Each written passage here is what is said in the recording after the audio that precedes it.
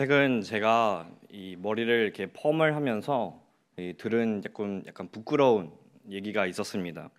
지나가시던 권사님께서 목사님 굉장히 너블리하세요라고 라는 얘기를 했을 때 제가 너무 좀 부끄럽고 좀 부끄러 네, 그런 상황이 있었습니다. 근데 그런 성도님들의 관심과 이런 사랑들이 지금을 저를 되돌아보면은 정말 성도님께서 정말 저를 사랑하고 계시고 또 교회를 사랑하시고 관심 가져 주시는구나라는 것을 많이 느꼈습니다. 그뿐만 아니라 제가 2025년 한 해를 되돌아보고 또 그동안에 이제 제 삶을 되돌아보면서 유난히 올해 더 느끼는 점이 하나 있습니다. 그것은 바로 저는 사랑을 정말 많이 받고 있는 사람이구나라는 사실입니다. 하나님의 자녀로서 하나님께 사랑을 받으며 또 교역자로서 쓰임을 받고 있음과 동시에 이 성도님들의 기도와 관심을 통해 사랑을 받고 있기 때문입니다. 그뿐만 아니라 항상 저를 위해 생각하고 애써주며 이 사랑을 아낌없이 주고 있는 아내와 사랑, 또 저의 부모님을 비롯하여 또 장인어른, 장모님에게 많은 사랑을 받고 있다는 것을 새삼 느끼게 되었습니다. 사실 사랑을 많이 받고 있는 것은 저만 그러겠습니까? 하나님께로부터 받는 사랑, 가족으로부터 받는 사랑, 또 성도 간에 나누는 사랑은 저뿐만 아니라 우리 경영의 모든 성도들도 누리고 있다고 확신합니다. 그렇다면 그 받은 사랑을 자신만 간직하는 것이 아니라 그 사랑을 나타내는 것도 중요하다고 생각합니다. 그 사랑을 실천하는 것도 성도로서 보여야 하는 모습이기 때문입니다. 이 성경에서 그리고 우리 신앙생활에서 믿음은 정말 많이 강조되고 있습니다. 그와 더불어 사랑 또한 많이 강조되고 있습니다. 그 이유가 무엇이겠습니까? 바로 하나님께서 구속사역을 계획하시고 성취하신 이유도 당신의 백성을 사랑하시기 때문이었습니다. 다시 말해 저와 여러분은 하나님의 사랑으로 인해 구원의 은혜를 누리고 있는 자들인 것입니다. 성경에서 사랑을 강조하며 거듭 이야기했던 인물을 뽑으라면 당연히 사도 요한이 생각날 것입니다. 이 요한은 하나님의 사랑을 강조하며 그 실천으로서 이웃 사랑을 나타내고 있습니다. 요한이 하나님의 사랑을 강조했던 또 한 가지 이유는 당시 초대교회를 흔들던 이단 때문이었습니다. 하나님을 아는 지식만을 강조하며 하나님의 사랑과 성도가 나타내야 하는 사랑의 실천은 멀리했던 거짓 선지자들이 있었기 때문입니다. 그래서 요한은 초대교회의 성도들에게 이 사랑의 근거와 그 이유를 알려주며 사랑을 강조하고 있는 것입니다. 그리하여 오늘 주어진 본문을 통해 이 하나님을 사랑하는 성도가 반드시 나타내야 하는 이 형제 사랑의 근거와 그 이유를 살펴봄으로써 이웃 사랑을 다시 한번 마음속에 새기고 그 실천을 다짐해보고자 합니다. 첫째로 성도는 하나님께서 우리를 먼저 무조건적으로 사랑하심을 기억하여 형제를 사랑해야 합니다. 본문 요한일서 4장 7절부터 11절까지의 말씀을 함께 읽겠습니다. 시작. 사랑하는 자들아 우리가 서로 사랑하자. 사랑은 하나님께 속한 것이니 사랑하는 자마다 하나님으로부터 나서 하나님을 알고 사랑하지 아니하는 자는 하나님을 알지 못하나니 이는 하나님은 사랑이심이라. 하나님의 사랑이 우리에게 이렇게 나타난 바 되었으니 하나님이 자기의 독생자를 세상에 보내심은 그로 말미암아 우리를 살리려 하심이라. 사랑은 여기 있으니 우리가 하나님을 사랑한 것이 아니요 하나님이 우리를 사랑하사 우리 죄를 속하기 위하여 화목제물로 그 아들을 보내셨음이라. 사랑하는 자들아 하나님이 이같이 우리를 사랑하셨은즉 우리도 서로 사랑하는 것이 마땅하도다. 아멘. 요한은 먼저 사랑하는 자들아 라는 호칭을 통해 자신이 본서의 독자들을 또 초대교회 성도들을 향해 사랑하고 있음을 나타내고 있습니다. 그리고 이어서 우리가 서로 사랑하자 라고 권면하고 있습니다. 여기에서 사랑하자라는 동사는 이 모든 사람이 단지 단회적으로만 끝나는 것이 아니라 지속되어야 해야 함을 나타내고 있습니다. 다시 말해 어느 한 사람만이 사랑해야 하는 것도 아니고 또 단회적으로 일시적으로 사랑하는 것도 아니고 모든 사람이 서로 간에 주고받는 사랑이어야 함을 강조하고 있는 것입니다. 그러면서 요한은 이 사랑은 하나님께 속한 것이니 라고 말함으로써 그 참된 사랑의 기원이 하나님께로부터 시작되었음을 밝히고 있습니다. 여기에서 사랑이라고 번역된 단어는 이 원어에서 아가페인데 이 받을 자격이 전혀 없는 자에게 베풀어지는 무조건적인 하나님의 사랑을 나타낼 때 사용됩니다. 이를 통해 알 수 있는 것은 이 남녀 간의 사랑이나 또 친구 간의 우정과 같은 인간의 사랑과는 달리 이 하나님의 사랑은 근본적으로 차이가 있다는 것입니다. 또한 요한은 사랑하는 자마다 하나님으로부터 나서 하나님을 알고 라고 말하고 있습니다. 여기서 알다라고 번역되는 그 원어의 동사는 아주 실제적이고 체험적이고 관계적일 때 오는 지식을 의미합니다. 따라서 하나님을 안다라는 것은 하나님과 긴밀한 교제를 통해 하나님을 체험하며 깊이 안다라는 것입니다. 그리고 그것을 나타내는 것이 바로 사랑이며 사랑을 나타내는 사람마다 하나님으로부터 오는 사랑으로 말미암아 하나님을 알고 그 사랑을 체험하게 된 자들임을 요한은 밝히고 있습니다. 그와 동시에 요한은 이어지는 8절에서 사랑하지 아니하는 자는 하나님을 알지 못하나니라고 말하면서 그 사랑의 유무에 따라 하나님에 대한 알의 유무도 판단하고 있습니다. 사랑을 실천하지 않는 사람을 자신이 하나님을 알지 못하고 긴밀하게 교제하고 있지 않음을 나타내는 증거라고 말하고 있는 것입니다. 왜냐하면 사랑의 실천은 이 참된 사랑의 근원이시며 본질이신 하나님을 알고 교제할 때 나타낼 수 있기 때문입니다. 이후 요한은 계속 강조해온 이 하나님의 사랑, 곧 하나님께서 우리를 어떻게 사랑하시는가에 대해 말해주고 있습니다. 그것은 바로 하나님께서 자기의 독생자이신 예수 그리스도를 이 세상에 보내주시고 그로 말미암아 우리를 살리려 하신 것입니다.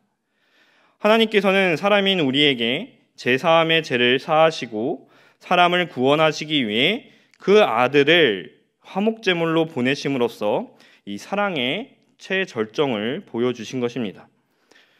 요한은 이러한 하나님의 사랑을 너무나도 잘 알고 있던 사도였습니다. 그래서 요한은 하나님의 사랑이 여기 있으니 라고 곧 하나님의 사랑이 예수 그리스도를 통해 자신과 그 성도들에게 있음을 고백하고 있는 것입니다. 그리고 요한은 우리가 하나님을 사랑한 것이 아니요 하나님이 우리를 사랑하사 곧 사랑을 먼저 시작하신 이는 하나님이시며 하나님께서 먼저 우리를 사랑하셨기 때문에 당신의 독생자이신 예수님을 보내신 것이다 라고 말해주고 있는 것입니다. 그런 후 요한은 하나님께서 이같이 우리를 사랑하셨은즉 우리도 서로 사랑하는 것이 마땅하도다 라고 이 7절부터 11절까지의 결론을 맺고 있습니다. 이 요한이 표현한 마땅하도다 라는 단어는 이 빚을 진 채무자가 채권자에게 갚아야 할 당연한 책임을 가리킬 때 보통 사용됩니다. 옳다, 당연히 해야 한다라는 의미도 또한 갖고 있습니다. 이 하나님께서 당신의 독생자를 내어줄 만큼 우리를 사랑하셨으니 하나님의 사랑을 받으며 또 그 사랑을 경험한 우리도 그 하나님의 사랑을 본받아 사랑의 실천을 나타내야 한다는 것입니다. 이처럼 요한은 하나님께서 당신이 먼저 시작하시고 당신의 자녀에게 베푸시는 무조건적인 사랑을 밝힘으로써 이 하나님을 믿는 성도로서 형제를 사랑해야 함을 권면하고 있는 것입니다. 이 성도 여러분, 설교 전 불렀던 찬송가 304장의 가사를 기억하십니까? 모두 기억하고 계시겠지만 이 성도님들의 좀 더 잘 기억하실 수 있도록 돕기에 좀 부분적으로 알려드리기도 합니다. 그 크신 하나님의 사랑 말로 다 형용 못하네. 저 높고 높은 별을 넘어 이 낮고 낮은 땅 위에 제 범한 영혼 구하려 그 아들 보내사 화목제물 삼으시고 제 용서하셨네. 하나님의 크신 사랑은 측량 다 못하네. 영원히 변치 않는 사랑 성도여 찬양하세. 원래는 다 알고 계셨지만 이렇게 가사를 함께 읊으면서 하니 기억이 좀 더 잘 나십니까? 이 상백사장 그 크신 하나님의 사랑, 이 찬송가처럼 이 하나님께서는 우리에게 형용 못할 큰 사랑을 베푸셨습니다. 하나님께서는 우리를 너무 사랑하셔서 당신의 독생자이신 예수님을 이 낮고 낮은 땅에 보내주셨습니다. 보내주시기만 하셨습니까? 당신의 독생자를 십자가에 달리게 하셨으며 또 그 예수님을 믿기만 하면 제사함과 구원의 은혜를 누리도록 하셨습니다. 이것은 하나님께서 우리를 먼저 사랑하셨고 우리를 향한 사랑을 먼저 나타내신 것이었습니다. 사람인 우리가 먼저 요청한 것도 아닌데 하나님께서는 당신의 사랑이 필요하시다는 것을 먼저 아시고 당신의 독생자까지 내어주심으로써 당신의 사랑을 우리에게 먼저 나타내신 것이었습니다. 이러한 무조건적인 하나님의 사랑은 사람으로부터 시작한 다른 종교와 달리 오직 하나님만이 하실 수 있는 아가페 사랑인 것입니다. 이와 같이 오직 하나님만이 진정한 사랑의 본질이시며 그 이유가 되십니다. 이것이 바로 우리가 형제를 사랑해야 하는 이유, 더 넓게는 이웃사랑을 실천해야 하는 이유인 것입니다. 저와 여러분은 하나님의 크신 사랑을 받아 마음껏 누리고 있는 자들입니다. 그 사랑이 얼마나 큰지는 이 찬송가 304장에서 구구절절 말하고 있지만 이 3절을 보면 좀 더 직접적으로 더 고백하고 있습니다. 3절의 그 찬송가의 3절의 가사처럼 이 사람인 저와 여러분이 하나님의 크신 사랑을 다 갚을 길은 전혀 없습니다. 하지만 그렇다고 해서 마냥 손 놓고 아무것도 하지 않을 수도 없습니다. 이는 하나님의 은혜를 조금이라도 갚아보자라는 말이 아니라 이 하나님께 큰 사랑을 받은 자로서 이 마땅히 보여야 하는 모습을 보이고 그중 하나인 이 형제간에 서로 사랑하자라는 것입니다. 이 하나님의 무조건적인 사랑을 받아 누리며 또 그 사랑을 체험한 자들로서 진정한 사랑을 보여주신 하나님을 본받아 우리는 서로 사랑해야 하는 것입니다. 그러므로 하나님께서 우리를 먼저 무조건적으로 사랑해 주셨다는 것을 기억하여 이 형제를 사랑함으로써 이 서로 사랑하라라는 말씀을 실천하는 경애의 모든 성도들이 되시기를 바랍니다. 둘째로 성도는 자신이 하나님을 사랑하며 또 하나님 안에 거하고 있음을 이 형제 사랑을 통해 나타내야 합니다. 본문 요한일서 4장 12절부터 18절까지의 말씀을 함께 읽겠습니다. 시작. 어느 때나 하나님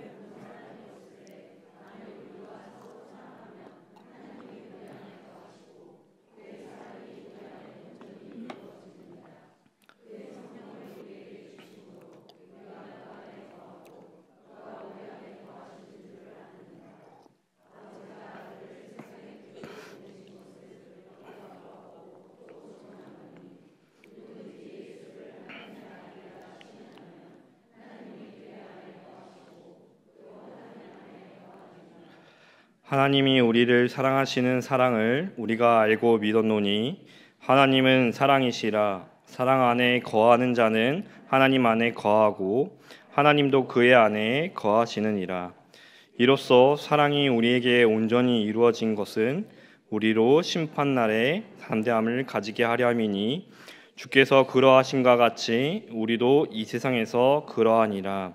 사랑 안에 두려움이 없고 온전한 사랑이 두려움을 내쫓나니 두려움에는 형벌이 있음이라. 두려워하는 자는 사랑 안에서 온전히 이루지 못하였느니라. 아멘. 이제 요한은 어느 때나 하나님을 본 사람이 없으되 곧 하나님의 존재 그 자체를 본 사람은 단 한 사람도 없다라고 단언하고 있습니다. 이 하나님과 가깝고 긴밀한 관계였던 모세조차도 하나님 그 자체를 보지 못했습니다. 그리고 사람이 하나님을 직접적으로 보게 된다면 죽을 수밖에 없습니다. 그럼에도 불구하고 이 당시 이단들은 자신들이 하나님을 보았고 또 하나님께로부터 직접 받은 그 지식을 주장했습니다. 하지만 요한은 그들의 주장이 모순되었다는 점을 분명히 알았고 예리하게 지적했습니다. 그렇다면 요한은 어떻게 이 거짓 선지자들의 주장이 거짓인지를 밝히면서 경계하고 있습니까? 우선 요한은 만일 우리가 서로 사랑하면 하나님이 우리 안에 거하시고 그의 사랑이 우리 안에 온전히 이루어지느니라 라고 말하고 있습니다.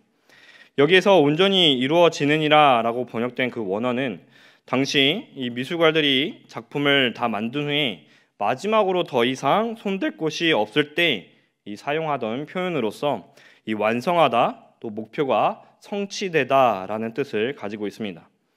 요한은 이 성도끼리 서로 사랑할 때 곧 사랑의 실천을 나타낼 때 하나님의 사랑이 성도의 삶 속에서 온전히 성취된다고 보았던 것입니다. 이거는 결코 사람의 사랑이 하나님의 사랑을 온전히 성취한다라는 뜻이 아닙니다. 하나님의 사랑은 이미 우리 속에 그 열매를 맺을 수 있는 원동력을 다 지니게 하셨는데 우리가 서로 사랑하는 것으로 순종하면 이 그 사랑의 열매가 우리 속에 맺혀지는 것을 말합니다. 다시 말해 서로 사랑하라라는 말씀을 따라 이 사랑을 실천할 때 이 하나님의 사랑이 우리의 삶 속에 이루어진다는 것은 우리가 그 사랑의 열매를 맺게 된다라는 뜻입니다. 왜 그렇습니까? 요한은 그 이유조차도 하나님에 기인하고 있습니다.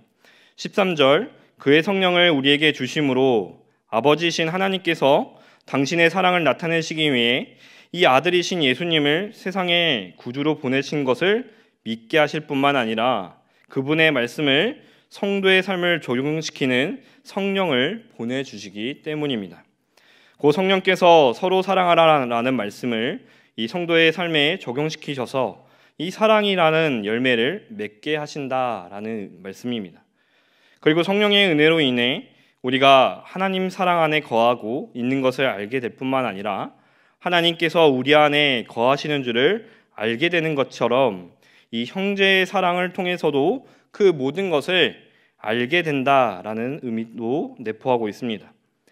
또한 요한은 이 사도들이 보았고 증거한 복음, 곧 하나님의 아들이시며 이 세상의 구주로 오신 예수님을 믿으면 하나님의 사랑 안에 거하고 있는 것임을 말해주고 있습니다. 16절에서는 그 모든 것이 하나님께서 우리를 향한 사랑이며 그 모든 것을 우리가 알고 믿었다라고 선언하고 있습니다. 여기에서 알고 믿었다라는 요한의 표현을 우리는 집중해서 볼 필요가 있습니다. 이는 하나님의 사랑을 알고 믿는다는 것은 단지 지식만을 통해서만 가능한 것이 아니라는 것입니다. 하나님께서 당신의 사랑을 그 성도의 삶에 나타내시며 또 성도 또한 자신의 삶 속에서 하나님의 사랑을 체험하며 그분의 사랑을 알고 믿게 되는 것을 말합니다. 요한은 이로써 곧 앞서 자신이 말한 것을 통해 이 사랑이 우리에게 온전히 이루어진 것은 우리로 심판날의 담대함을 가지게 하려 함이니라고 밝히고 있습니다.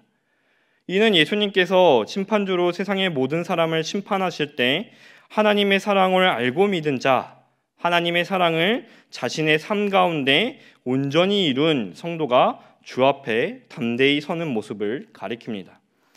앞서 요한은 형제의 사랑을 통해 하나님의 사랑을 온전히 이룬다라고 말했습니다.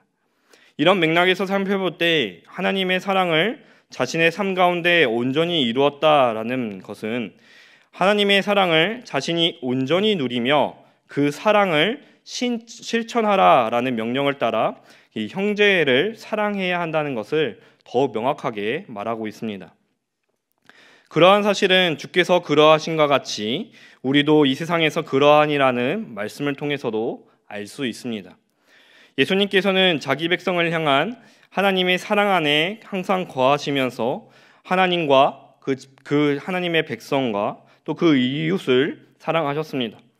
그러한 예수님을 보고 배운 요한은 이 성도 또한 예수님을 닮아 하나님 사랑 안에 거하며 그 사랑을 나타내야 할 것을 거듭 강조하고 있는 것입니다.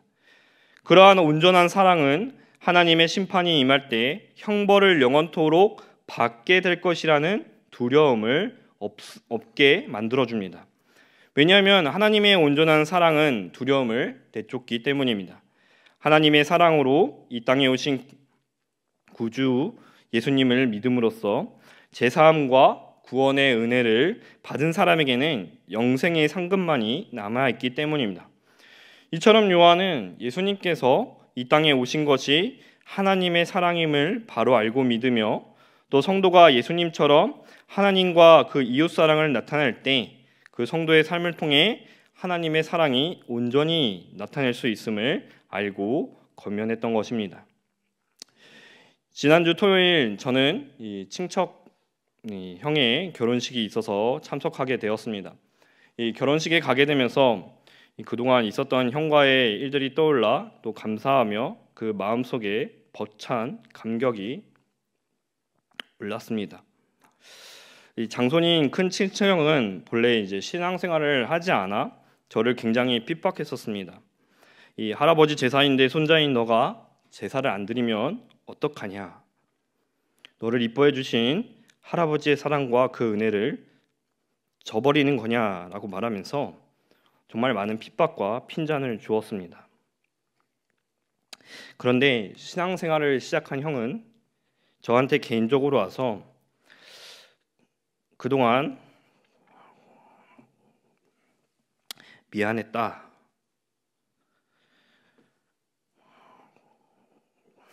내가 너무 그동안 보직을 굴었지.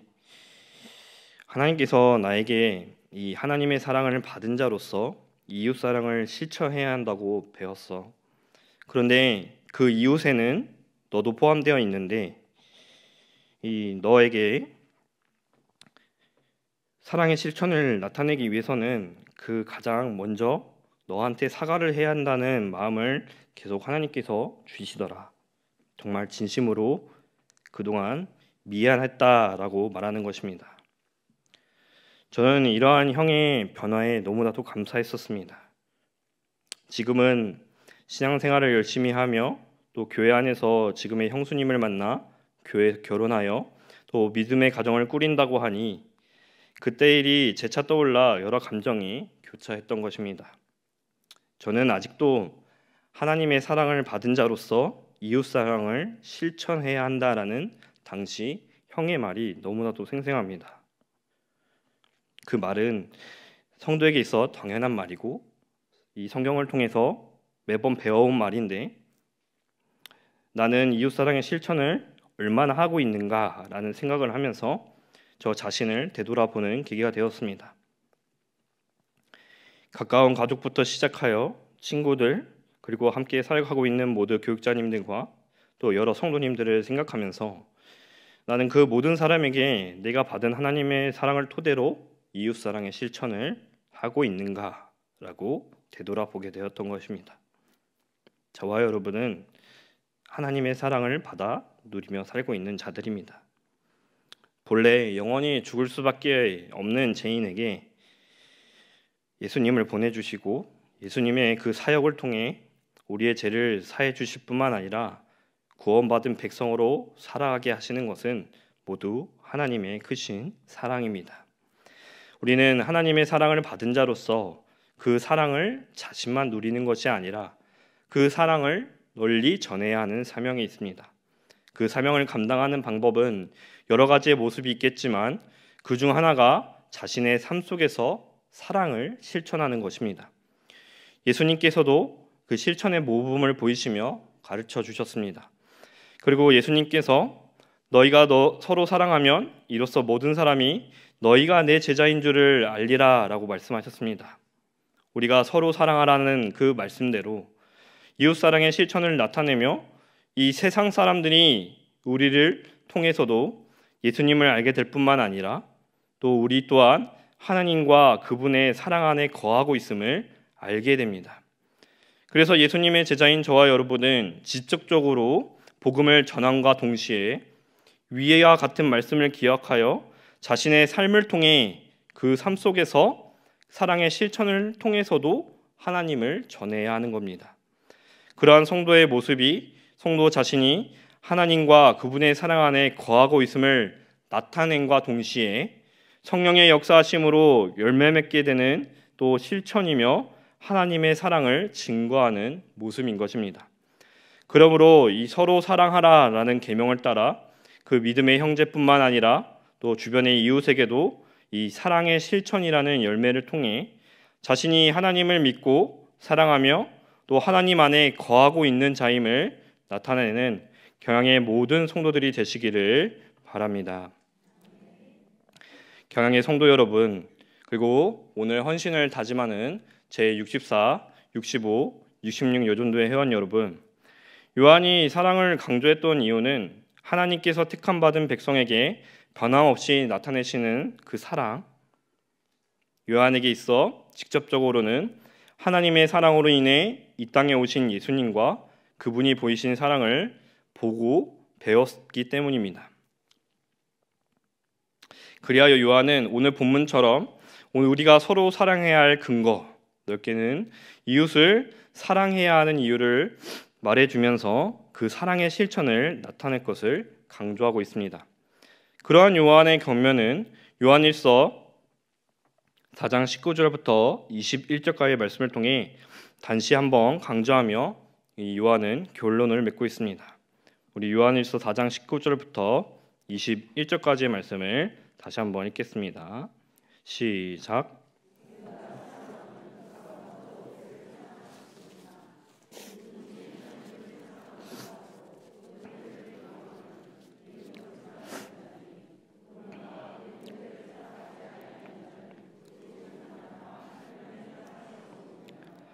우리가 이 계명을 주께 받았나니 하나님을 사랑하는 자는 또한 그 형제를 사랑할지니라. 아멘. 이처럼 요한은 하나님께서 우리를 먼저 사랑하셨다라고 말함과 동시에 하나님을 사랑한다고 하면서 형제를 미워하면 그것은 하나님을 사랑하지 않는 것이다. 그것은 거짓말이, 하나님을 사랑한다는 것은 거짓말이다라고 엄중하게 말하고 있습니다. 이렇게 말함으로써 이 요한은 하나님을 사랑하는 자는 이 형제 등의 이웃을 사랑하게 되어 있음을 강조하고 있는 것입니다. 그렇다면 우리에게 있어 그 형제는 어떤 의미가 될 수 있습니까? 형제라고 함은 이 성도간이 될 수 있고 또 그 넓게는 모든 이웃을 의미할 수도 있습니다. 하지만 어떤 의미이든지 간에 하나님의 사랑을 받은 자로서 이웃사랑의 실천을 해야 한다라는 의미는 변하지 않습니다. 성도 여러분, 자신이 받은 하나님의 사랑을 조금이라도 이웃에게 사랑의 실천으로 나타내는 일에 동참해 보시기를 바랍니다. 주변을 조금만 둘러보고 생각해 보면 이웃을 사랑하고 실천하는 방법은 여러 가지임을 알 수 있습니다. 가족부터 시작하여 믿음의 동역자들과 또 자신의 주변의 그 이웃들에게 사랑을 표현하고 또 나타내 보시길 바랍니다. 그리고 사소한 말과 행동, 태도 등을 통해서 또는 일상 속에서 안부를 물어본 것도 이웃사랑의 실천입니다. 또한 자신의 기준과 생각을 토대로 그 이웃을 판단하지 말고 그 사람을 위해 기도하는 것도 이웃을 사랑하는 방법입니다. 그 외에도 정말 많은 방법들이 있습니다.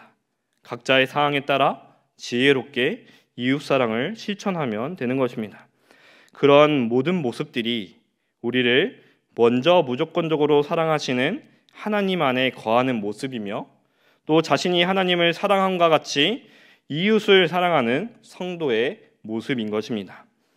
이러한 사실을 기억하여 우리를 향한 하나님 사랑에 감사하고 또 그 사랑에 힘입어 이 형제를 비롯한 모든 이웃을 사랑하며 그 실천을 나타내는 경양의 모든 성도들이 되시기를 예수님의 이름으로 축원합니다. 아멘.